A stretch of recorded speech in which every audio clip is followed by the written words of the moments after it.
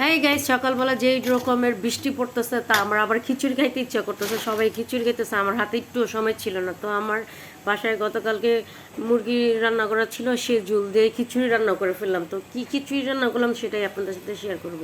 তো আমার বাসায় ওটস ছিল, আর আমার তো সময়ও ছিল না হাতে।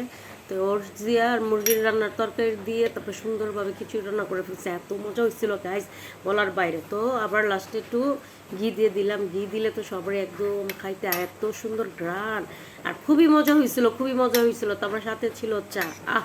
চা হলে তো আর জীবনে আর কোনো কিছুই লাগে না। আর দেখেন কী রকমের বৃষ্টি পড়তেছিল, আর কাপড় মেলে দিছিলাম। কাপড় সকালবেলা উঠে ধুয়ে তারপরে যে দেখছেন কীভাবে মানুষ ভিজতেছে, আর কি জুড়ে বৃষ্টি হচ্ছে আর হচ্ছেই। তো আমার এখানে খিচুড়িটা, বৃষ্টির দিনকে খিচুড়ি এত মজা লাগে। আর বৃষ্টির দিনকে খিচুড়ি কেন রান্না করতে হয় আপনারা একটু বলেন তো, আমি বুঝি না। আমাকে একজন জিজ্ঞেস করছে যে ঠিক বৃষ্টির সাথে খিচুড়ির জোড়া কি, বাট আমি এটা জানি না। যদি আপনারা জানেন একটু কমেন্ট করে আমরা জানায়েন তো। আর আমার শাশুড়ি বলছে চা যত জোরে শব্দ হবে, চা নাকি বলে তত মজা হবে, তাই এত জোরে জোরে শব্দ করতেছিলাম। জানি না শব্দ টের পাইছেন কি না আপনারা, জানি না। আর খিচুড়িটা ওফ কি স্বাদ ছিল, ওফ কি স্বাদ।